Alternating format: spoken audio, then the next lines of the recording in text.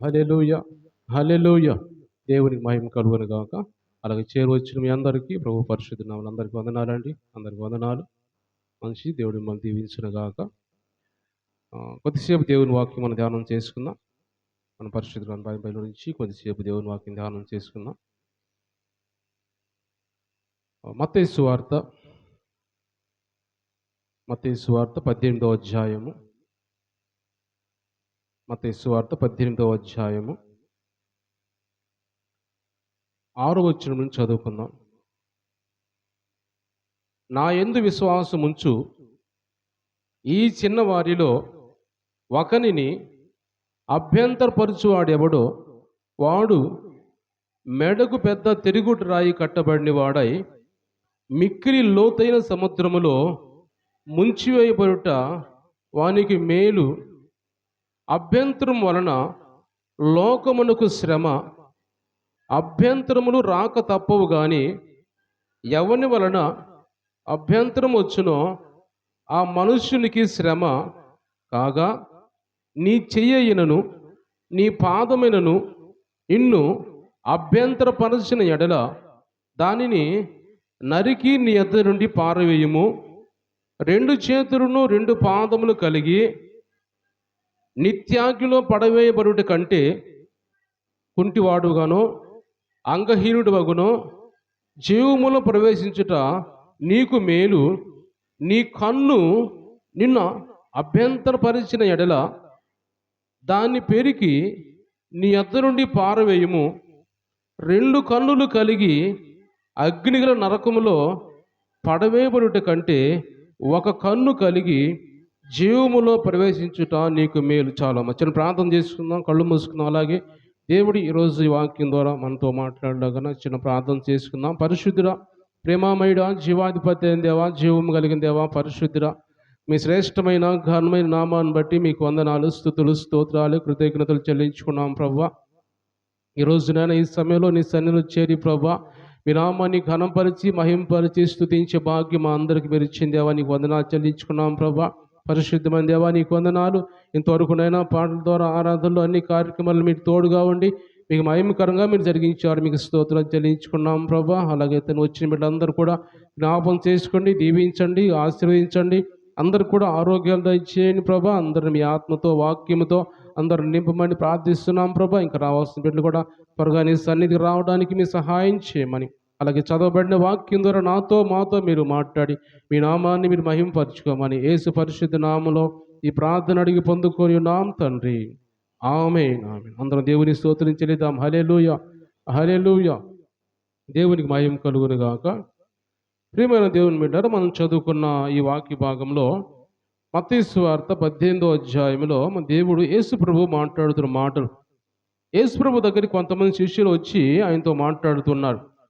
నేను చదువుతాను, జాగ్రత్తగా వినండి. ఆ కాలంలో శిష్యులు యేసు వద్దకు వచ్చి పరలోక రాజ్యంలో ఎవడు గొప్పవాడని అడుగగా ఆయన ఒక చిన్న బిడ్డను తన యొద్దకు పిలిచి వారి మధ్యను నిలబెట్టి ఇట్లా నేను మీరు మార్పు పొంది బిడ్డల వంటి వారైతేనే కానీ పరలోక రాజ్యంలో ప్రవేశింపరని మీతో నిశ్చయముగా చెబుచున్నాను. కాగా ఈ బిడ్డ వలె తన్ను తాను తగ్గించుకుని వాడెవడో వాడే పరలోక రాజ్యంలో గొప్పవాడు. మరియు ఇలాంటి ఒక బిడ్డను నా పేరును చేర్చుకున్నవాడు నన్ను చేర్చుకున్నవాడు. నా యందు విశ్వాసం ఉంచు ఈ చిన్నవారిలో ఒకరిని అభ్యంతరపరిచిన వాడెవడో వాడు మెడకు పెద్ద తిరుగుడు రాయి కట్టబడిన వాడి మిక్కిలి లోతైన సముద్రములో ముంచి వేయబడుట వానికి మేలు అని ఇక్కడ రాయబడింది. దేవుని స్తోత్రించలేదాం. హల్లెలూయా. ఇక్కడ దేవుడు ఈరోజు మనతో మాట్లాడాలనుకుంటున్న మాటలు ఏంటంటే అభ్యంతరం. ఈరోజు మన ఆత్మీయ జీవితానికి అభ్యంతరం కలుగజేసేవి ఏవి ఉన్నాయి, లేకపోతే మనం ఆత్మీయంగా ఎదగకుండా మనల్ని ఆటంకపరుస్తున్నాయి, మనం ఆత్మీయంగా బలపడకుండా మనల్ని ఏవి వెనకలాగుతున్నాయి, ఏవి మనకి అభ్యంతరం కలుగజేస్తూ ఉన్నాయి అనే దాని గురించి దేవుడు కొన్ని మాటలు ఈరోజు మనతో మాట్లాడుతున్నాడు. ఏవి అభ్యంతరపరుస్తున్నాయి? మన చూపు మనల్ని అభ్యంతరపరుస్తుందా, లేకపోతే మన క్రియలు మనల్ని అభ్యంతరపరుస్తూ ఉన్నాయా, లేకపోతే మన మాటలు అభ్యంతరపరుస్తూ ఉన్నాయా, లేదా మన కాలు కానీ మన చెయ్యి కానీ అభ్యంతరపరుస్తూ ఉన్నాయా? వీటి వల్ల మనకి ఆటంకం కలుగుతుందా?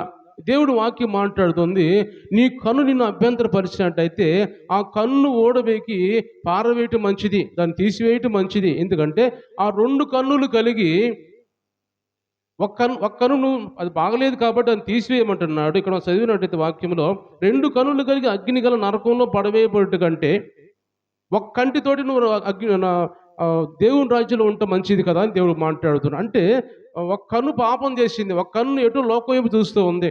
ఆ కన్ను నీకు అభ్యంతరకారంగా ఉంది. అభ్యంతరంగా ఉన్నప్పుడు ఆ కన్ను వరకు తీసేస్తే నీ శరీరం అంతా బాగుంటది. ఆ కన్ను వరకు తొలగిపోతే నీ దేహం అంతా బాగుంటది. నీ దేహంతోటి నువ్వు దేవుని నామాన్ని మహిమపరచొచ్చు.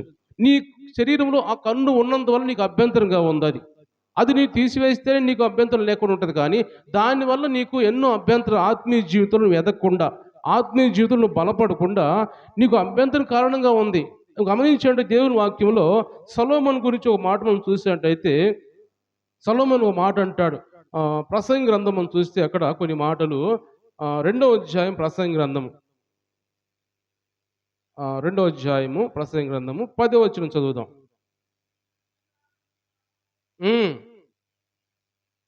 నా కన్నులు ఆశించిన వాటిలో దేన్ని అవి చూడకుండా నేను చేయలేదు. మరియు నా హృదయము నా పనులన్నిటిని బట్టి సంతోషింపగా సంతోషకరమైనది ఏది అనుభవించకుండా నేను నా హృదయమును నిర్బంధింపలేదు. ఇదే నా పనులన్నిటికి వలన నాకు దొరికిన చాలు చాలు. గమనించండి, ఇక్కడ అంటున్నాడు సొలొమోను దావీదు కుమారుడైన సొలొమోను. ఈ సొలొమోను రాజు అయిన తర్వాత దేవుడు ఆయన బాగా ఆశీర్వదించాడు, మంచిగా సంపాదించాడు. ఆయన కంటే ముందున్న రాజుల కంటే వెనక వచ్చి రాబో రాజుల కంటే ఎక్కువగా సంపాదించాడు, జ్ఞానం ఇచ్చాడు, మంచిగా దేవుడు ఆయన వాడుకుంటూ ఉన్నాడు. అలాంటి పరిస్థితిలో ఆయనకి ఆలోచన వచ్చింది ఏమిటంటే, నేను ఈ లోకాన్ని అనుభవించాలి. అంటే నా హృదయం ఏమైతే కావాలనుకుందో దాన్ని అనుభవించాలి, నేను దాన్ని అభ్యంతర పెట్టకూడదు.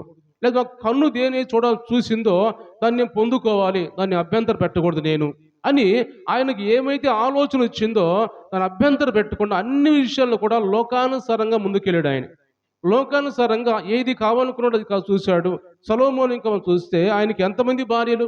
సొలొమోనుకి 1000 మంది భార్యలు. ఆయన 700 మంది భార్యలు, 300 మంది ఉపపత్నులు కలిగి, అంటే అన్య స్త్రీలను వివాహం చేసుకొని ఆయన కన్ను ఏమైతే చూసిందో కంటిని అభ్యంతర పెట్టలేదంట ఆయన. దానివల్ల ఆయనకి ఏం జరిగింది, ఏమి నష్టం వచ్చింది అంటే, ఆయన అంత పాపం చేసి అంత లోకానుసారంగా మనిషిగా మారిపోయి దేవునికి దూరం అయిపోయిన వాడిగా ఉన్నాడు. అంటే దేవుడి రోజు మనతో మాట్లాడాడంటే మన కన్ను మనం అభ్యంతర పడుతుందేమో ఒకవేళ, లేకపోతే మన హృదయం మనం అభ్యంతర పెడుతుందేమో, మన ఆలోచనలు మనం అభ్యంతర పెడుతున్నాయేమో. ఒకసారి మనం ఆలోచన చేసినట్టయితే దేని గురించి మనం ఆత్మీయంగా ఎదగలేకపోతున్నాం, దేని గురించి మనం దేవుని సన్నిధికి ఎక్కువగా ముందు కొనసాగలేకపోతున్నాం ఆలోచన చేసుకోవాలి. మనం ఈరోజు దేవుడు మనతో మాట్లాడుతున్న మాటలు ఏమిటంటే, రాత్రి కాలం కూడా కొన్ని శ్రేష్టమైన దేవుడు మాట్లాడాడు. అంటే లోకం నుంచి మనం వేరే వారిగా ఉండాలని, వేరుపరచబడిన వారిగా ఉండాలి. ఎజ్రా గ్రంథంలో 9వ అధ్యాయంలో మనం చదువుకున్న రాత్రి కాలం కొన్ని మాటలు. అంటే కొంతమంది వచ్చి అంటున్నారు, వీళ్ళు పరిశుద్ధ జనంగా ఉండవలసిన వారు, లేకపోతే అన్ని జనుల నుంచి వేరుపరచబడిన వారుగా ఉండవలసిన వారు వారితో కలుసుకొని పాపంలో పడిపోతున్నారు అని దేవుని వాక్యం రాయబడింది అక్కడ. అంటే దేవుడు ఏం మాట్లాడుతున్నాడంటే, మనం ఎలాంటి దేని గురించి మనం ఏది మనల్ని అభ్యంతరం పెడుతూ ఉంది లోకంలో కలిసిపోవడానికి, లేకపోతే లోకంలో కలిసిపోవడానికి ఏది మనం లాగుతూ ఉంది, నువ్వేది విడిచిపెట్టలేకపోతున్నావు, ఎందుకు నువ్వు ఆత్మీయంగా ఎదగలేకపోతున్నావు, నువ్వు రక్షణ పొందావు, మారు మనసు పొందావు, బాప్తిజం పొందావు, కానీ నువ్వు ఆత్మలో ఎదగలేకపోతున్నావు అంటే ఇంకా నీలో ఏది ఉండి నేను వెనకలాగుతూ ఉంది, దేవుని సన్నిధి రాకుండా, దేవునిలోకి ముందు కొనసాగకుండా ఏది నిన్ను వెనకలాగుతూ ఉంది అనేది దేవుడి రోజు మనతో మాట్లాడుతున్నాడు. మనలో చాలా మనల్ని ఎన్నో లోక సంబంధించిన అన్నీ మనలో చాలా మన హృదయంలో పేరుకుపోయి ఉన్నాయి. అవన్నీ కూడా మనల్ని లాగుతూ ఉన్నాయి. మన హృదయంలో అన్ని లోక సంబంధించిన ఆలోచనలు, క్రియలు అన్నీ కూడా చాలా మన హృదయాల్లో ఇంకా ఉండి మనల్ని అలాగ లాగుతూ ఉంటాయి. అందువల్ల మనము దేవునిలోకి ముందు కొనసాగలేకపోతూ ఉన్నాం, మనల్ని అభ్యంతర పెడుతూ ఉన్నాయి ఇవన్నీ కూడా అని దేవుడు ఈరోజు మనతో మాట్లాడుతున్నాడు. దేవుని అంటే గమనించాడు, సొలొమోను కూడా ఆయన అనుకున్నదల్లా చేశాడంట.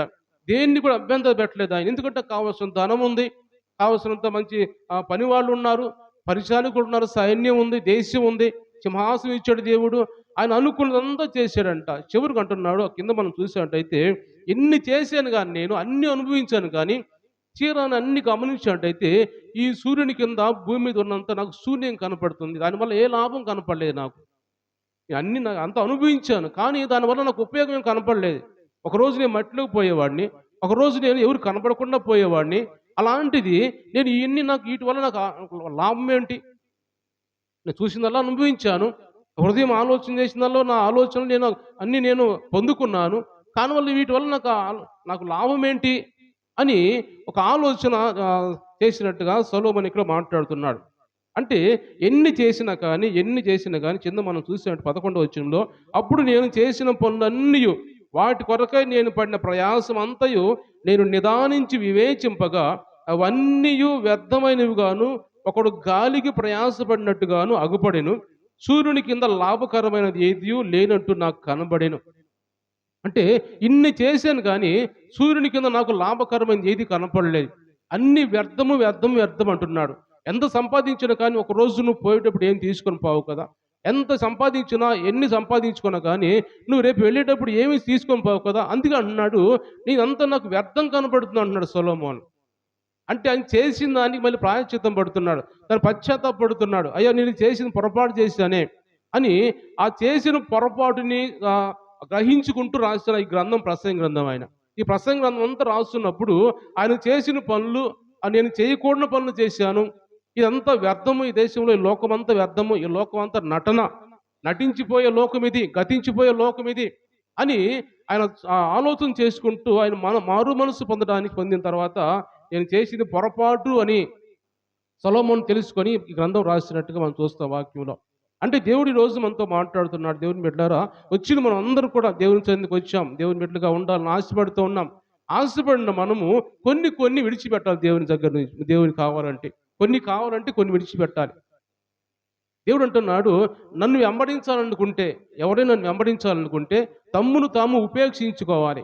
16వ అధ్యాయంలో మత్తయి సువార్త చదువుదాం మాట ఒకసారి. నన్ను ఎవరైనా వెంబడించాలి, నాతో ఉండాలనుకుంటే తమ్మును తాము ఉపేక్షించుకొని తనని సిలువను మోసుకొని అన్ని సమస్తం విడిచిపెట్టి నన్ను వెంబడించాలి అని దేవుని వాక్యం రాయబడింది. 24వ వచనం, 16:24. అప్పుడు యేసు తన శిష్యులను చూసి, ఎవడైనా నన్ను వెంబడింపగోరిన ఎడల తన్ను తాను ఉపేక్షించుకొని తన సిలువను ఎత్తుకొని నన్ను వెంబడింపవలెను. తన ప్రాణము రక్షించుకొని కోరువాడు దాన్ని పోగొట్టుకుంటాడు, కానీ నా నిమిత్తము తన ప్రాణం పోగొట్టుకుని వాడు దాన్ని దక్కించుకుంటాడు. దేవుని స్తోత్రించలిద్దాం. హల్లెలూయా. దేవుడు యేసుప్రభువు అంటున్నాడు, నన్ను ఎవడైనా వెంబడించాలనుకుంటే అన్ని విసర్జించాలా, అన్ని విడిచిపెట్టాలి.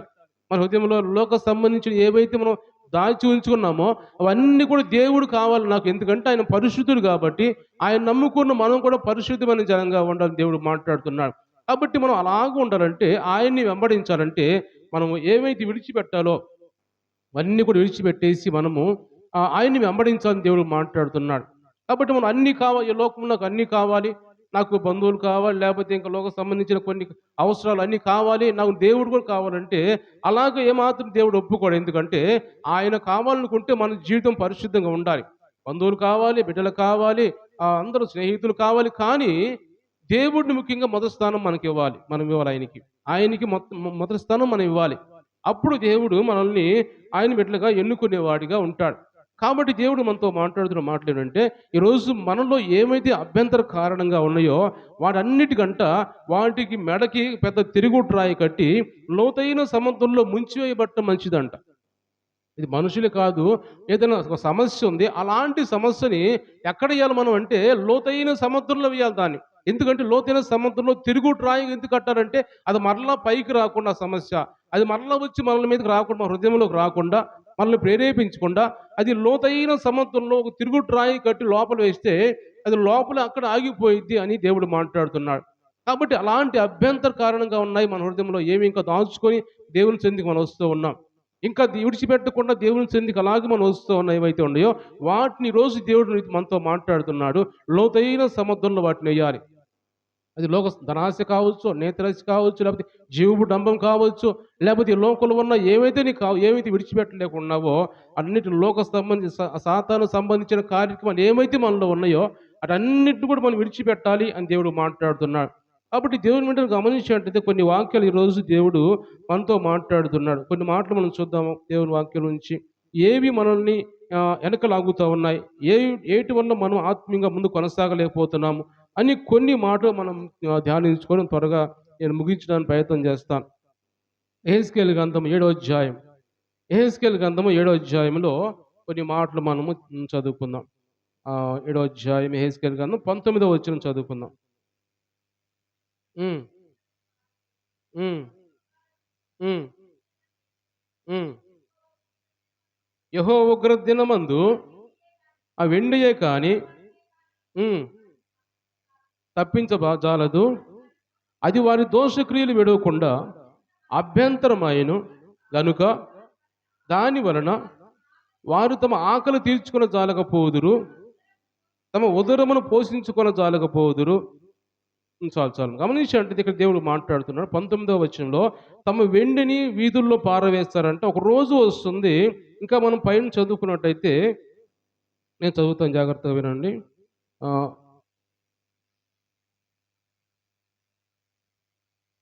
7వ అధ్యాయంలో కొన్ని మాటలు మనం చదువుకున్నట్టయితే అక్కడ దేని గురించి దేవుడు మాట్లాడతారంటే దేవుని దినము గురించి, రాకడ దినము గురించి దేవుడు మాట్లాడుతూ ఉంటాడు. ఆ రోజు దేవుడు రాకడ వచ్చే రోజంట అనేక మంది ఎలా ఉంటారంటే అందరి చేతులు సత్తువు తప్పుతాయంట. అందరు మోకాలు నేలవలే తత్తరిల్లుతాయి. వారి గోనె బట్టలు కట్టుకొందరు. వారికి ఘోరమైన భయము తగులును. అందరూ సిగ్గుపడుదురు. అందరూ తలలు బోడి ఎగును. తమ వెండిని వీధుల్లో పారవేయుదురు. తమ బంగారం నిషిద్ధమని ఎంచుదురు.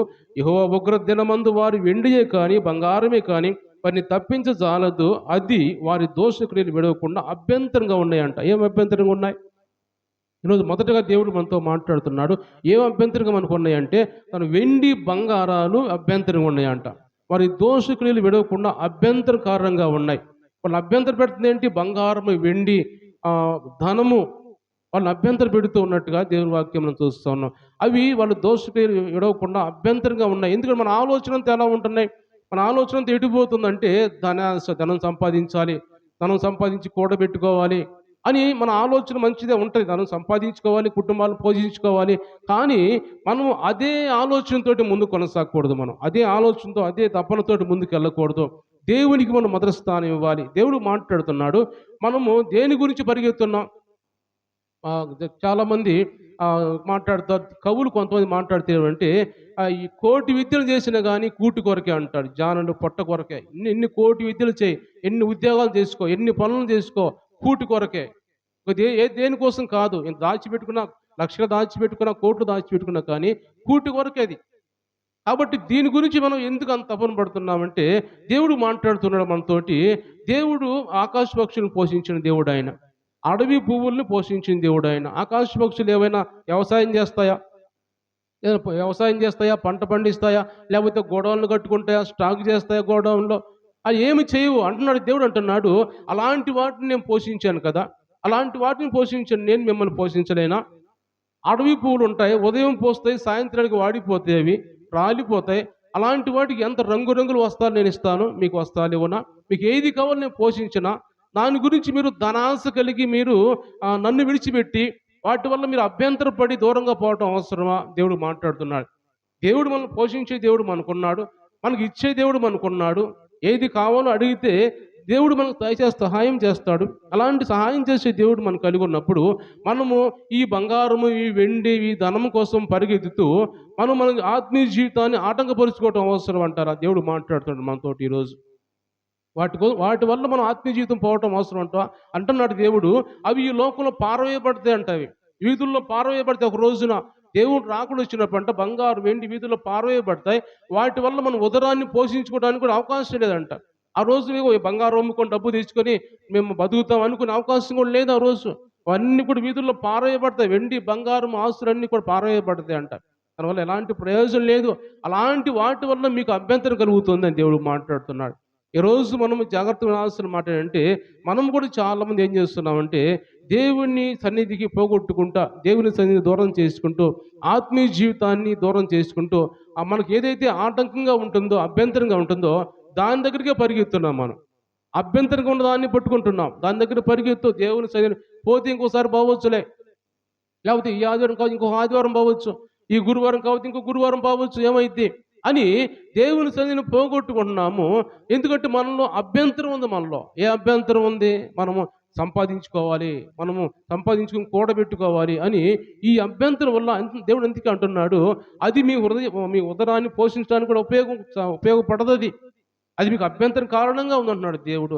మొదటగా దేవుడు అంటున్నాడు అలాంటి అభ్యంతరం మనం గమనించండి. ఎగ్జాంపుల్గా మనం చూసినట్టయితే గెహాజీ గురించి మనం చూస్తాం. రాజుల 2వ గ్రంథంలో గెహాజీ గురించి మనం చూస్తాం. 5వ అధ్యాయం గమనించినట్టయితే ఒక మాట చూద్దామా. ఆయన కూడా దేని గురించి పరిగెత్తు ఉన్నాడు. ఆయన కూడా వెండి గురించి, బంగారం గురించి, దుస్తుల గురించి పరిగెత్తుతూ వాటి కోసం ఆశపడి పరిగెత్తినట్టుగా మనం చూస్తాం దేవుని వాక్యంలో. రాజుల 2వ గ్రంథంలో నయమాను గురించి మనం చదువుకుంటూ ఆ, ఉమ్, ఆ, ఉమ్, ఉమ్, ఉమ్. ఆ యజమానుడికి మనస్సు లేకపోయాను, కానీ యెహోవా జీవము తోడు నేను పరుగెత్తుకొని పోయి అతన్ని కలుసుకొని అతని యొక్క ఏదైనా తీసుకుందని అనుకోని దేవుని స్తోత్రించలేదాం. హల్లెలూయా. చాలు చాలమ్మ. గమనించిన దేవుని బిడ్డ, ఈరోజు దేవుడు మనతో మాట్లాడుతున్న మాటలు గేహాజీ అనే ఎలీషా ప్రవక్త దగ్గర ఉండే ఒక వ్యక్తి కూడా, శిష్యుడు కూడా దేనికోసం పరిగెత్తున్నాడంటే తన ఆత్మీయ జీవితాన్ని పోగొట్టుకుని ఏదైతే పోగొట్టిద్దో దానికోసం పరిగెత్తున్నాడు. తన ఆత్మీయ జీవితానికి ఏదైతే ఆటంకంగా అభ్యంతరకరంగా ఉంటుందో దానికోసం పరిగెత్తి ఆ పరిగెత్తుకుని పోయి నాయమన్ దగ్గరికి వెళ్ళి ఆయన దగ్గర బంగారము, వెండి, దుస్తులు అవి తీసుకున్నాడు. తీసుకున్నందుకు ఏమైందంటే ఆయన ఆత్మీయ జీవితం అభ్యంతరం కలిగింది. ఆయన ఆత్మీయ జీవితం పోగొట్టమే కాకుండా కుష్టి వ్యాధి కలిగిన వాడిగా మారిపోయాడు. నయమాను పోగొట్టుకున్న కుష్టి వ్యాధి మరలా గెహాజీకి వచ్చేసింది. ఎందుకంటే ధనాస్తి పరిగెత్తు ఉన్నాడు. ఈరోజు దేవుని మీద గమనం ఏదో ఈజీగా మనం తీసుకోవద్దు ఈ మాటలు. ఏదో తేలిగ్గా చదువుకుంటున్నాం, బైబిల్ చదువుతున్నాం, వెళ్ళిపోతున్నాం అంతవరకు తీసుకోవద్దు. దేవుడు మనతో మాట్లాడుతున్నాడు. మన అభ్యంతరం కారణంగా ఉన్నది ఆత్మీయ జీవితాన్ని మనం దూరం చేసుకుని ఏమైతే ఉందో దాన్ని మనం పక్కకు తీసి పక్కన పెట్టాలి. దాన్ని మెడకు పెద్ద తిరుగుట్రాయి కట్టి లోతైన సముద్రంలో పడేయమన్నాడు దేవుడు. దాన్ని అలాగే మనం తీసుకొని దాన్ని మోసుకుంటూ మనం ఉన్నట్టయితే నీ ఆత్మీయ జీవితం ఏమాత్రం అభివృద్ధి చెందదు. నువ్వేమాత్రం దేవుని బిడ్డగా ఉండలేవు. నువ్వు ఎంత పాటలు పాడినా, ఎంత వాక్యం చదివినా, ఎంత ప్రార్థన చేసినా కానీ ఏమాత్రం ఆత్మీయంగా ఎదగలేవు. నీలో హృదయంలో బాగు లేకుండా, నీ హృదయం అంతా ఎటో చూస్తున్నప్పుడు, నీ హృదయం అంతా లోకాసులైపు ఉన్నప్పుడు నీవు ఏమాత్రం ఎంత ప్రార్థన చేసినా, ఎంత పాటలు పాడినా, ఎంత దేవుని సన్నిధికి వచ్చినా కానీ ఆత్మీయ జీవితంలో ఎదగలేవు నువ్వు. అది నీకు అభ్యంతర కారణం. నీలో అభ్యంతరాలు ఉన్నాయి, అవి తీసివేసుకొని దేవుడు మాట్లాడుతున్నాడు. ఇంకా లాంటి వారిని చూస్తే బైబిల్లో చాలా మంది చూడదు. ఆకాను చూడొచ్చు మనం. ఆకాను యెహోషువ గ్రంథం 7వ అధ్యాయంలో ఆకాను కూడా అంటాడు, ఆయన కూడా ఆశపడి దేనికోసం పరిగెత్తాడు. ఆయన బంగారం కోసం, షినారు వస్త్రాల కోసం పరిగెత్తి వాటిని తీసుకొని ఆయన జీవితాన్ని పోగొట్టుకున్నాడు. ఆత్మీయ జీవితాన్ని పోగొట్టుకున్నాడు. ఆత్మీయ జీవితానికి అభ్యంతరం కారణంగా ఉన్నది ఆయనకి. అది వెంటనే ఆయనతో పాటు ఆయన కుటుంబం అంతా చనిపోయినట్టుగా దేవుని వాక్యం మనం చూస్తాం. కాబట్టి దేవుని బిడ్డలు గమనించేటైతే ఈరోజు మొదటగా దేవుడు మనతో మాట్లాడుతున్నాడు. మనకు అభ్యంతరం కారణంగా ఉండేది ఏంటంటే ధనాశ. ఈ ధనాశను మనం జాగ్రత్తగా పక్కకు పెట్టినట్టయితే మనము దేవునితో కలుసుకున్న వారిగా, దేవుని బిడ్డలుగా ఉంటామని పరిశుద్ధాత్మ దేవుడు ఈరోజు మనతో మాట్లాడుతున్నాడు. రెండోది మనం చూసినట్టయితే విగ్రహారాధన. అదే గ్రంథంలో యెహెజ్కేలు గ్రంథంలో మనం చూసినట్టయితే ఒక మాట, యెహెజ్కేలు గ్రంథము 14వ అధ్యాయం 3వ వచనం చదువుదాం. యెహెజ్కేలు గ్రంథం 14వ అధ్యాయం 3వ వచనం చదువుదాం.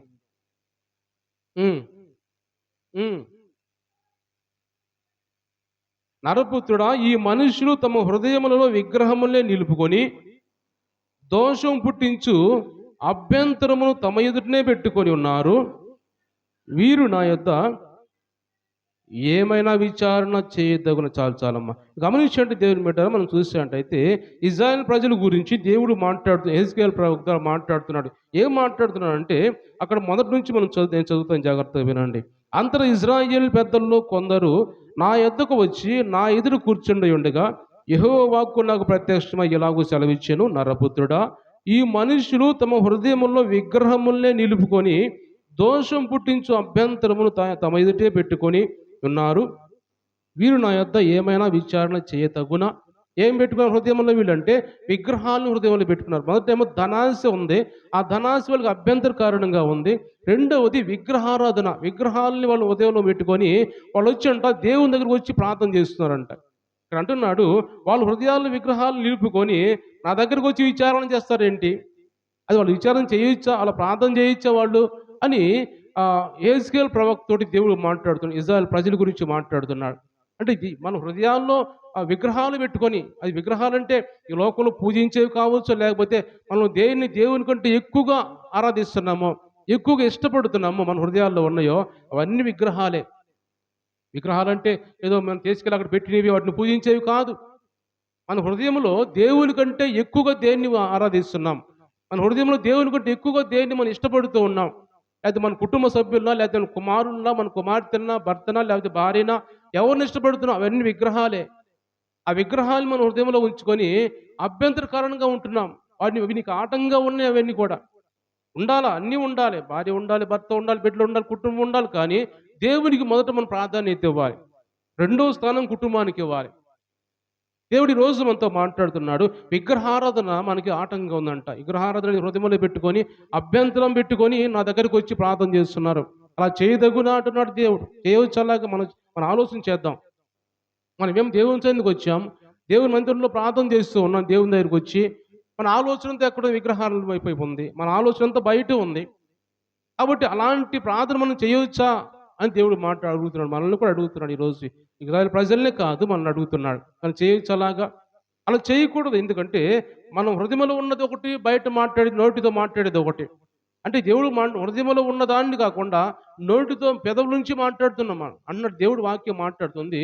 ఈ ప్రజలు ఎలాంటి వారు అంటే వాళ్ళు హృదయంలో నుంచి కాదు కానీ పెదవులతో నన్ను కనపరుస్తున్నారు.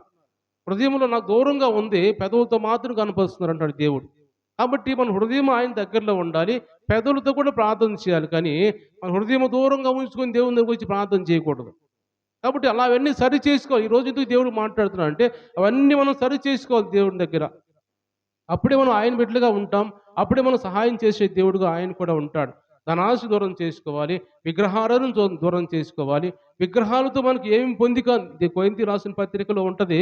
విగ్రహాలతో మీకు ఏమి పొందిక, దేవుని బిడ్డలైన మీకు వాటితో ఏం పొందిక అంటాడు దేవుడు.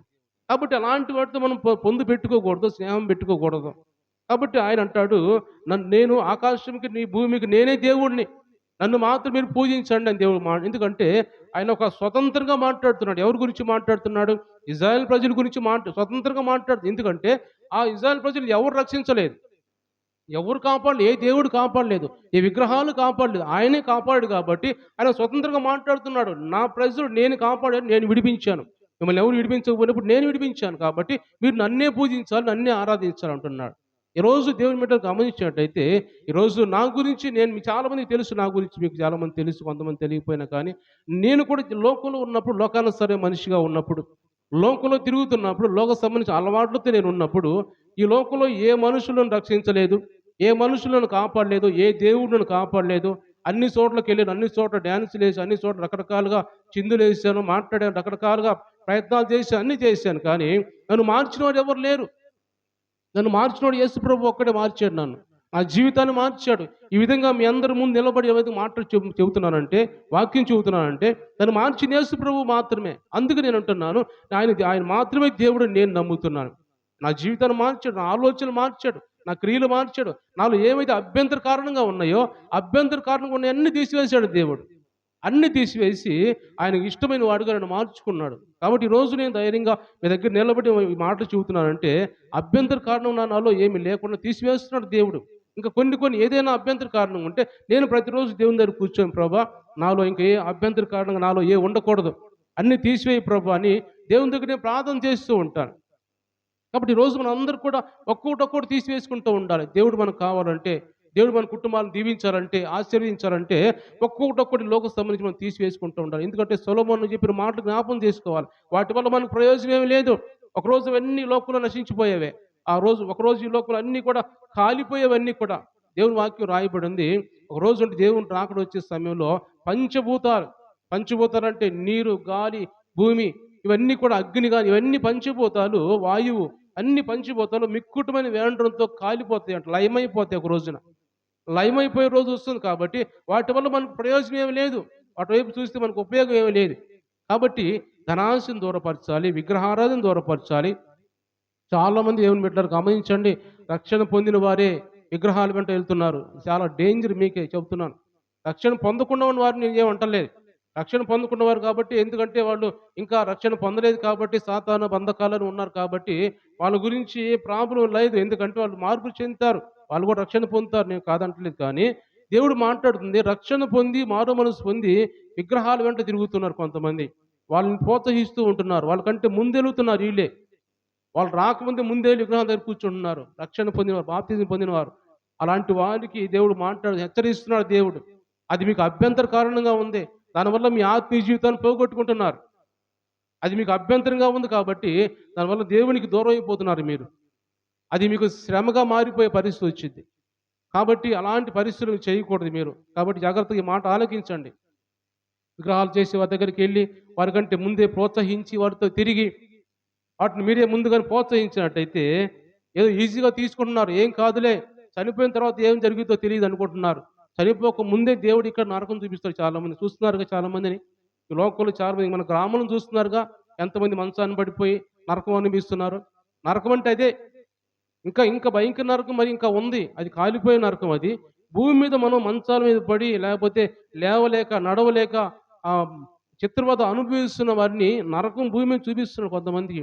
కొంతమందికి చాలామంది చూడగలను నేను ఈ ఊర్లో చాలామంది చూశాను, గమనించాను నేను. వాళ్ళు భయంకరం పాపం చేసిన వాళ్ళు పెరాలసిస్ వచ్చి మంచాన్ని పడి భయంకరంగా నరకం అనిపించి చనిపోయిన వాళ్ళని చూశాను నేను. ఎందుకు ఈ మాటలు చెబుతున్నానంటే, మనము అలాగే మనం ఉండకూడదు. ఎందుకంటే మనలో ఉన్న కొన్ని అభ్యంతర కారణాలు మనం తీసివేసుకోవాలి. మనం ఈ భూమి మీద నరకం చూసే వారికి ఉండకూడదు. అది మనం ఆలోచన చేస్తే మనకి ఎందుకంటే భయంగా ఉంటది. ఆ రోజు వస్తే మనల్ని ఎవరు చూస్తారు? మనల్ని పట్టించుకుంటారా? లేదా మన మంచాన్ని పెడితే మనల్ని పట్టించుకుంటారా? కుమారులు పట్టించుకుంటారా? కుమార్తెలు పట్టించుకుంటారా? బంధువులు వస్తారా? ఎవరు రారేమో!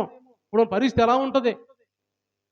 అది దేవుణ్ణి నమ్ముకుంటే ఎప్పుడు ఎలా చనిపోయినా కానీ నువ్వు సంతోషంగా దేవుని దగ్గరికి వెళ్తావు. ఇద్దరి గురించి మనం గమనం చేసినట్టయితే, లాజరు ధనవంతుని గురించి మనం చూస్తే, లాజరు ఎలాంటి జీవితం అనిపించాడు భూమి మీద? చాలా దరిద్రుడు అనిపించాడు. ఒళ్ళంతా కురుపులు, దరిద్రంగా ఉన్నాడు. కుక్కలు వచ్చి ఆయన కురుపులు లాగుతూ ఉన్నాయి. అయినా కానీ ఆత్మీయ జీవితం పోగొట్టుకోలేదు ఆయన. ధనవంతుడేమో సమృద్ధిగా తింటూ ఉన్నాడు, మంచిగా అనుభవిస్తున్నాడు, మంచి బట్టలు కట్టుకుంటున్నాడు. ఒక్క ముక్క కూడా ఆ లాజరుకి ఇవ్వటం లేదు. అలాగ తిని త్రాగిన వాడు ఇద్దరు చనిపోయారు ఒకరోజు. ఇద్దరు చనిపోయిన తర్వాత ధనవంతుడు చనిపోయి వెళ్ళి నరకంలో పడిపోయాడు. ఈ లాజరు అనే ఈ వ్యక్తి ఏమో, దరిద్రుడేమో చనిపోయి అబ్రహాము రొమ్మును ఆనుకొని పరలోక రాజ్యంలో ఉన్నాడు. అంటే ఈ భూమి మీద దరిద్రత అనుభవించిన వాడు పరలోక రాజ్యంలో ఉన్నాడు. నేనేమంటున్నానంటే, దేవుణ్ణి నమ్ముకొని రక్షణ పొంది మనం ఉంటే, నువ్వు ఎంత బలహీనతగా ఉండాలి, లేకపోతే ఎంత సమస్యలు వచ్చినా కానీ, ఒకరోజు ఈ భూమిని వదిలి మనం పోయినప్పుడు దేవుని రాజ్యానికి వెళ్తాం సంతోషంగా. అవి అవి నిత్య రాజ్యం. అది ఈ లోకంలో కొంతకాలం ఉంటాం మనం, కొన్ని సంవత్సరాలు మాత్రమే ఉంటాం. అంటే అక్కడ నిత్య రాజ్యం ఉంటాయి. కొన్ని వందల సంవత్సరాలు, వేల సంవత్సరాలు దేవునితో ఉంటాం మనం. అలాంటి జీవితం మనకు కావాలంటే దేవుడు మాట్లాడుతున్నాడు. మనలో అభ్యంతర కారణం కొన్ని మనం తీసివేసుకోవాలి. మొదట మన ధనాశ తీసివేసుకోవాలి. రెండోది విగ్రహారాధన తీసివేసుకోవాలి. మూడోది మనం చూసినట్టయితే హోషేయ గ్రంథం మనం చూద్దాం ఒక మాట. హోషేయ గ్రంథము 5వ అధ్యాయం 4వ వచనం చదువుదాం. హోషేయ గ్రంథము 5వ అధ్యాయం 4వ వచనం చదువుదాం.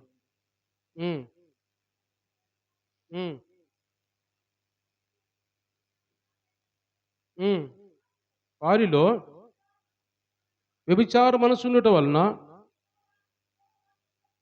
వారు యెహోవాను ఎరుగకయుందురు. ఇజ్రాయేలు యొక్క అతిశయాస్పదము అతని మీద సాక్ష్యం ఇచ్చున్నది. ఇజ్రాయేలు వారు ఎఫ్రాయిము వారును తమ దోషంలో చిక్కుపడి తొట్టిల్లుచున్నారు. వారితో కూడా యోధా వారును తొట్టిల్లుచున్నారు. చాలు గమనించండి దేవుని బిడ్డలారా, మనం చదువుకున్న ఈ చదివి మాటల్లో ఒక మాట నేను చదువుతున్నాను. 3వ వచనం కూడా చదువుతున్నాను. ఎఫ్రాయిము నేను ఎరుగుదును, ఇజ్రాయేలు వారు నాకు మరుగైన వారు కారు. ఎఫ్రాయిము, నీవు ఇప్పుడే వ్యభిచరించుచున్నావు. ఇజ్రాయేలు వారు అపవిత్రులైరి తమ క్రియల చేత అభ్యంతరపరచబడిన వారై వారు తమ దేవుని యొద్దకు తిరిగి రాలేకపోదురు. వారిలో వ్యభిచార మనస్సు ఉండుట వలన వాళ్ళు అలాగ దేవుని దగ్గరికి రాలేకపోతున్నారంట. దేవుని దగ్గర దూరం ఎందుకు అయిపోతున్నారు? దేవునికి దూరంగా ఎందుకు వెళ్ళిపోతున్నారు? వాళ్ళకి ఏం అభ్యంతర కారణంగా ఉందంటే, వాళ్ళతో మనస్సు అంట వ్యభిచార మనస్సు ఉందంట వాళ్ళకి. ఇజ్రాయెల్ ప్రజలకి వ్యభిచార మనస్సు ఉండటం వలన వాళ్ళు దేవునికి దూరం అయిపోతున్నారు. వాళ్ళకి అభ్యంతర కారణంగా ఉంది. వాళ్ళ ఆలోచనలు మారిపోతున్నాయి. లోక సంబంధించిన ఆలోచనలుగా ఉన్నాయి. వాళ్ళ ఆలోచనలు మారిపోతున్నారు. అందువల్ల దేవునికి దూరం అయిపోయిన వారికి వ్యభిచార తలంపులతో ఉన్నట్టుగా దేవుని వాక్యం మనం చూస్తూ ఉన్నాం. ఇక్కడ బైబిల్‌లో మనం చూసినట్టయితే వ్యభిచార తలంపులు, వ్యభిచారము అనే మాట ఇక్కడ అక్షరాల కాదు కానీ ఆత్మీయంగా దేవుడు మాట్లాడుతున్నాడు. విగ్రహాలతో వ్యభిచారం చేస్తున్నారు. అంటే విగ్రహాల వైపు వెళుతున్నారని, వాటిని పూజిస్తున్నారని, నన్ను విడిచిపెట్టి వాళ్ళు ఆటి దగ్గరికి వెళ్తున్నారంటే, నేను తండ్రినని నేను, భర్తనని నేను, కాపాడిన నేను, నా దగ్గర నుంచి వాటి దగ్గరికి వెళ్తున్నారంటే వాటిని వ్యభిచారం చేస్తున్నారు అని ఆలోచన. అంతేకాని ఇక్కడ ఏదో ఇంకా వేరే ఏదో అర్థం కాదు అది. వ్యభిచారం చేస్తున్నారు ఇశ్రాయేల్ ప్రజలు. ఎఫ్రాయిం వారంటే ప్రజలందరూ చేస్తున్నారా? కాదు గానీ, వాళ్ళు ఏం చేస్తున్నారు? విగ్రహాల వైపు వెళ్లి, విగ్రహాల దగ్గరికి వెళ్లి వ్యభిచారం మనస్సుతో ఉన్నారంట వాళ్ళు. అలాంటి మనసుతో ఉండి నా సన్నిధికి రాలేక దూరం అయిపోతున్నారు వాళ్ళు అని దేవుడు మాట్లాడుతున్నాడు. కాబట్టి ఈరోజు దేవుడు మనతో మాట్లాడుతున్న మాటలు కూడా మన ఆలోచన కూడా ఎలా ఉంటుంది? మన మనస్సు ఎలా ఉంటుంది? మన మనస్సులో ఏముంది ఇంకా లోక సంబంధించిన ఆలోచనలు ఉన్నాయా? లోక సంబంధించిన క్రియలు మనలో ఉన్నాయా? అవన్నీ ఏవి మనలో ఉన్నాయో అవన్నీ కూడా మనం తీసివేసుకోవాలని దేవుడు ఈరోజు మనతో మాట్లాడుతున్నాడు. కాబట్టి దేవుని మాటలు గమనించినట్టయితే మనతో మాట్లాడిన ఈ 3 మాటలు కూడా ధనాశ కావచ్చు, లేకపోతే విగ్రహారాధన కావచ్చు, వ్యభిచారానికి సంబంధించిన మనస్సు కావచ్చు, ఇవన్నీ కూడా మనం మనలో ఉండకుండా తీసివేసుకుంటే దేవునికి ఇష్టమైన వారిగా మనం ఉంటామని, మనలో ఇంక ఏ లోపం అనేది లేకుండా పరిశుద్ధమైన హృదయం కలిగిన వారుగా, పవిత్రమైన హృదయం కలిగిన వారుగా మనం ఉండాలని దేవుడు మనతో మాట్లాడుతున్నట్టుగా మనం చూస్తూ ఉన్నాం. కాబట్టి దేవుని బిడ్డలు గమనించేటట్టు దేవుడు మనకు చాలా విషయాలు మనం చూసుకోవచ్చు. యోసేపు గురించి మనం చూసినట్టయితే అతను కూడా వ్యభిచారానికి ప్రేరేపించబడతాడు. పొతీఫర అనే భార్య చేత వ్యభిచారానికి ప్రేరేపించబడతాడు. కానీ అవి ఎంత బలవంతం చేసినా కానీ, ఎంత పోరు చేసినా కానీ ఆమె నుంచి దూరంగా పారిపోతాడు. ఆమె నుంచి దూరంగా వెళ్ళిపోతాడు. ఎందుకంటే దేవుడు నన్ను చూస్తున్నాడు. నేనేం చేస్తున్నా, ఏ పని చేస్తున్నా, ఏ మాట మాట్లాడుతున్నా, ఎక్కడికెళ్ళినా దేవుని దృష్టి నా మీద ఉంది. మనుషులు చూడకపోవచ్చు. దేవుడు ఆకాశం మీద ఉన్నాడు కాబట్టి, పరలోకంలో ఉన్నాడు కాబట్టి, ఆయన భూమి మీద అన్నీ చూస్తూ ఉన్నాడు కాబట్టి, మనం ఏం చేస్తున్నామో అన్నీ గమనిస్తున్నాడు దేవుడు ఆయన. కాబట్టి మనం ఏం చేస్తున్నామో దేవుని చూస్తున్నాడు కాబట్టి మనం భయపడుతూ ఆయనకి లోబడుతూ మనం జీవించాలని దేవుడు మాట్లాడుతున్నాడు. ఏ పని చేస్తున్నా ఆయన చూస్తున్నాడు అని ఒక ఆలోచన మనం కలిగి ఉండాలని దేవుడు మాట్లాడుతున్నాడు. ఎలాంటి మనసుతో మనం కలిగి ఉన్నాం, మన చూపు ఎలాంటిది, మన ఆలోచన ఎలాంటిది. చూపు ద్వారా అభ్యంతర పడిన వారు ఆదాము అవ్వలు కూడా వాళ్ళు చూపు ద్వారా అభ్యంతర పడిపోయారు, ఆత్మీయ జీవితాన్ని కోల్పోయారు. అవ్వ ఆమె వెళ్ళిపోయి ఏం చేసింది? సాతాను మాటలో పడిపోయింది. సాతాను మాటలో పడిపోయి ఆమె చూసినప్పుడు ఆమె కంటికి చాలా ఎలా కనపడినాయి అంటే చాలా మంచిగా కనపడ్డవి. కళ్ళకు తేజస్సు వల్లే కనపడినాయి అంట. చాలా మధురంగా కనపడినాయి అంట కాయలు. అంటే ఆమె చూపు వల్ల వాళ్ళ ఆత్మీయత కోల్పోయారు ఆదాము అమ్మ కూడా. ఆమె తీసిపోయి ఆదాము పెట్టిన కాయలు వాళ్ళిద్దరు తిన్నారు, ఆత్మీయత కోల్పోయారు, దేవుని దూరం అయిపోయారు. అంటే అభ్యంతర కారణంగా వారికి మారిపోయినాయి కాయలు. వారి చూపు చూసినప్పుడు వాటికి అభ్యంతర కారణంగా ఉంది. సొలొమోను అంటున్న మాట కూడా అదే. నేను అన్ని చూడాలనుకున్నాను కానీ అన్ని చూశాను కానీ నా చూపు నాకు అభ్యంతర కారణంగా ఉంది. దానివల్ల ఏం పొందుకోలేదు. దానివల్ల నాకు ఏ లాభం లేదు.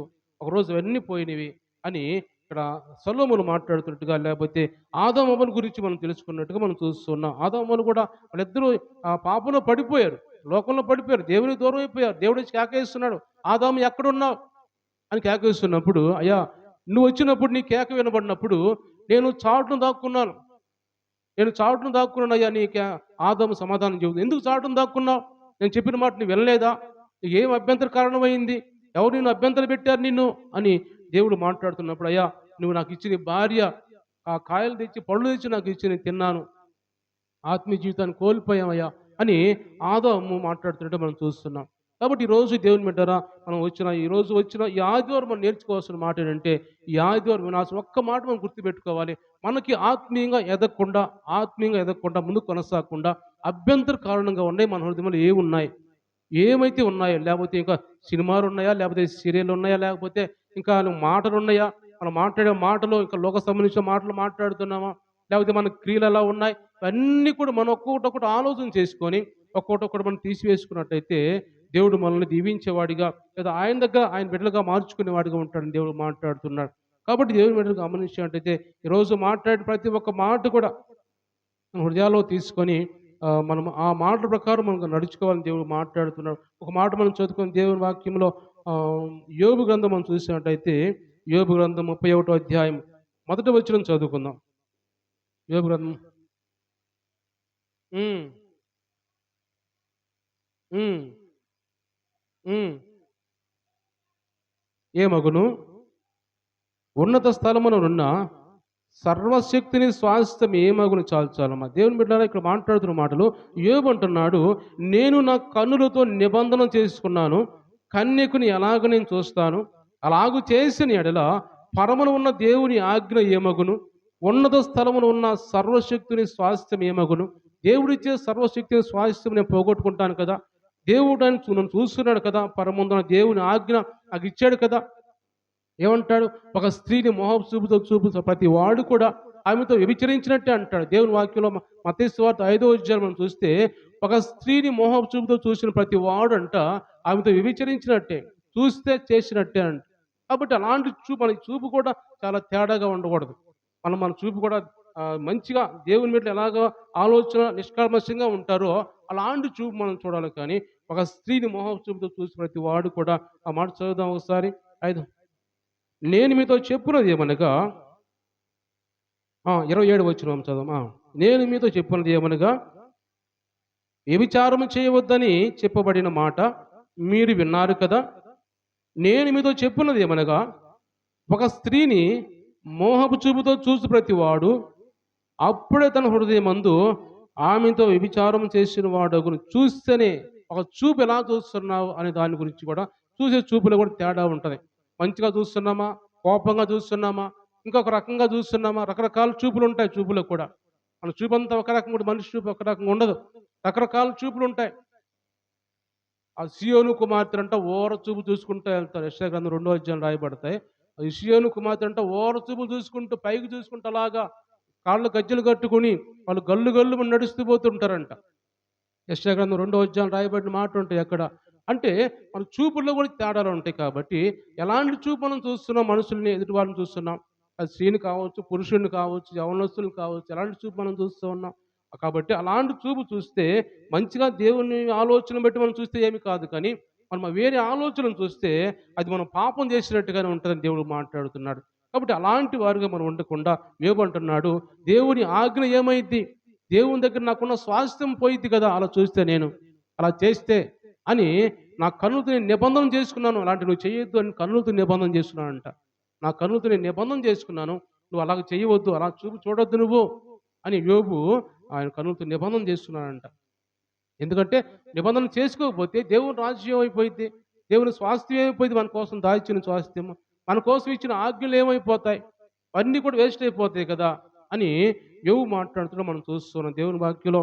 కాబట్టి దేవుని మీద మనం చూస్తుంటే మరొక వాక్యము, నేను త్వర 2 వచనాలు చదివి నేను ముగిస్తాను. కీర్తన గ్రంథం 119వ కీర్తన, 119వ కీర్తన మనం చూసినట్టయితే 37వ వచనం చదువుకుందాం. నా కన్నులు త్రిప్పివేయము.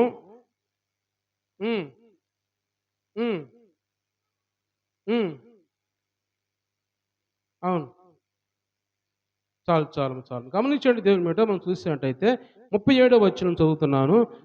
వ్యర్థమైన వాటిని చూడకుండా నా కన్నులు త్రిప్పివేయము, నీ మార్గంలో నడుచుకున్నటకు నన్ను బ్రతికింపుము. అంటే వ్యర్థమైనవి చూడకుండా నా కన్నులు పక్కకు తిప్పివేయ, నేను చూడకూడదు వాటిని, నేను కన్నులు మూసుకోవాలి. వాటిని వచ్చినప్పుడు ఏమైనా చూడకూడని వాటి వచ్చినప్పుడు, అలాంటి నా ఎదురుగా వచ్చినప్పుడు నేను చూడకుండా కన్నులు మూసుకోవాలి. నేను నా కన్నులు ప్రక్కకు త్రిప్పివేయి ప్రభా, చూడకుండా నాకు ఆ కన్నులు మూసుకునే ఆలోచన దయచేయని ప్రభా, నా మార్గంలో నడుచుకుంటకు నీ మార్గం నడుచుకోవడానికి నన్ను బ్రతికించాయా అని ఇక్కడ దేవుని వాక్యంలో మనం చూస్తూ ఉన్నాం. చివరిగా ఒక మాట చెప్పి నేను ముగిస్తాను.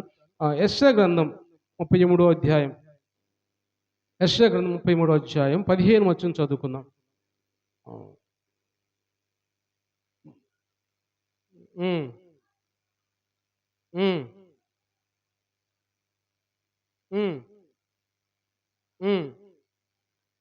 అలుచుకొని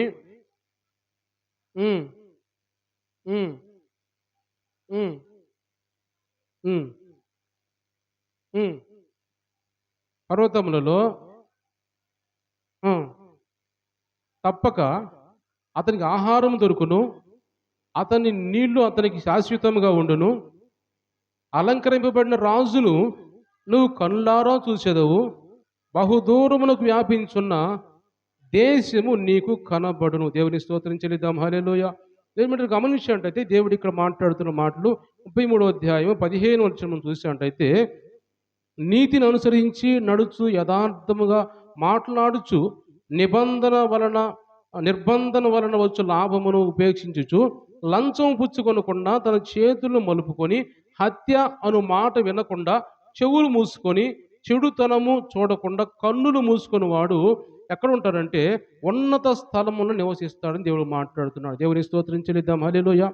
ఇవన్నీ విసర్జించి ఏవైతే చేయకూడనివి చూడకూడనివి ఏవైతే ఉన్నాయో అన్నిటిని విసర్జించిన వాడు ఎలా కన్నులు మూసుకున్నవాడంట ఉన్నతమైన స్థలంలో నివసిస్తాడు. పర్వతములోని శిలలు అతనికి కోట అవుతాయంట. తప్పక అతనికి ఆహారం దొరికిద్ది. అతనికి నీళ్లు అతనికి శాశ్వతంగా ఉంటాయి. అలంకరించబడిన రాజును నువ్వు కళ్ళారా చూస్తావు.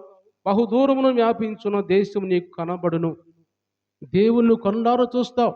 దూరంగా నీకు నీకు ఇచ్చిన స్వాస్థ్యం ఏం పరలోక రాజ్యం ఉందో దాన్ని స్వాధీనం చేసుకుంటావు. దాన్ని చూస్తావు నువ్వు కన్నుల ద్వారా. ఎందుకంటే నీకు ఏవైతే చూడకూడనివి వినకూడనివి చేయకూడనివి ఏవైతే ఉన్నాయో అటన్నిటిని మనం ఈ విడిచిపెట్టినట్టయితే దేవుని స్వాస్థ్యం మనకు వస్తుందని దేవుడు మాట్లాడుతున్నాడు. ఆయన మనం కళ్ళారా చూస్తామని దేవుడు మాట్లాడుతున్నాడు. మనకి ఏమైతే ఆహారం కావచ్చు, నీరు కావచ్చు, మనకు కావలసిన కుటుంబానికి పోషణ కావచ్చు, అన్ని దేవుడు మనకి ఇస్తానంటున్నాడు. రాజును చూస్తూ ఉంటున్నాడు. మళ్ళా ఆ పరలోక రాజును మనం చూస్తాము. ఆ స్వాస్థ్యాన్ని మనం సంపాదించుకుంటాం దేవుడు మాట్లాడుతున్నాడు. కాబట్టి రోజు మనం ఏమైతే మనకు అభ్యంతర కారణంగా ఉన్నాయో అభ్యంతర కారణంగా ఉన్న అన్ని మనం విడిచిపెట్టినట్టయితే దేవుని రాజ్యాన్ని మనం చూస్తాము. దేవుని స్వాస్థ్యాన్ని మనం చేరుకుంటాం. ఆ పరలోక రాజు దగ్గర ఉంటాం. ఉన్నతమైన స్థలంలో మనం నివసిస్తామని దేవుడు మాట్లాడుతున్నాడు. కాబట్టి ఈ మాటలను వింటున్న మనం కూడా ఉన్నత స్థలాలు సంపాదించుకోవాలి. దేవుని రాజ్యంలో ఆ రాజు దగ్గర మనం ఉండాలి. కాబట్టి ఆ పరలోక రాజ్యంలో చోటు సంపాదించుకోవాలి అనే ఆలోచనతోటి మనందరం ఈరోజు ఆ ఆలోచనతో ఉండాలని దేవుడు మాట్లాడుతున్నాడు. కాబట్టి అలాంటి ఆలోచన మనం ఉండి ఈరోజు వచ్చిన ఇంకెవరైతే ఉన్నారో రక్షణ పొందిన వారు ఎవరైతే ఉన్నారో పొందిన వారు అందరూ కూడా ఇంకా ఏవైతే మీరు అభ్యంతర కారణంగా ఉన్నాయో అభ్యంతర కారణంగా అన్నీ తీసివేసుకొని ప్రయత్నం చేయండి. ఎందుకంటే దినములు తక్కువగా ఉన్నాయి. దేవుడు రాకడ సమీపంగా ఉంది. ఎప్పుడు రాకడ వచ్చిద్దో ఎప్పుడు ఈ లోకానికి విడిచి వెళ్ళిపోతాం తెలియదు. కాబట్టి మీ హృదయాలు సరి చేసుకొని మీరు అవన్నీ విడిచిపెట్టినట్టయితే దేవుని రాజ్యానికి వారసులుగా మనం ఉంటాం. ఇంకా ఎవరైతే రక్షణ పొందకుండా బాప్తీసాలు పొందకుండా ఉంటారో సిద్ధపాటు కలిగి ఉండండి. రక్షణ పొందాలి, మారు మనసు పొందాలి, నేను కూడా దేవుని రాజ్యంలో చోటు దక్కించుకోవాలి అని ఆశ కలిగిన వారు ఎవరైతే ఉన్నారో వారు కూడా సిద్ధపాటు కలిగి ఉండాలి. మీ హృదయాలు మార్చుకొని అభ్యంతర కారణంగా ఉన్న ఈ లోకంలో ఏవైతే ఉన్నాయో అన్నీ మనం తొలగించుకొని వాటిని విడిచిపెట్టుకొని విగ్రహారాధన, ధనాశ, వ్యభిచార మనస్స, లోక సంబంధించిన మనస్స, ఏ మనస్సు మనలో ఉందో అన్నీ విడిచిపెట్టినట్టయితే దేవుడు మనల్ని ఆయన బిడ్డలుగా చేర్చుకునే వాడికి మనం ఉన్నాడు. కాబట్టి అలాంటి ఆయన బిడ్డలుగా మనం మార్పు చెందాం. ఆయనకి ఇష్టమైన వారిగా మార్పు చెందాలని దేవుడు మాట్లాడుతున్నాడు. కాబట్టి ఈ మాటలను మన ఎన్నికల్లో దేవుడు దీవించి ఆశీర్వదించును గాక. అందరూ కూడా కళ్ళు మూసుకుందాం, ప్రార్థన చేసుకుందాం. అందరూ ప్రార్థన చేసుకుందాం. దేవా, ఈ రోజు నాయన మాతో మీరు మాట్లాడినందుకు వందనాలు. మాలో తండ్రి మా కన్ను మమ్మల్ని అభ్యంతరపరిచిందేమో, మా చెయ్యి మమ్మల్ని అభ్యంతరపరిచిందేమో నాయన, మా కాలు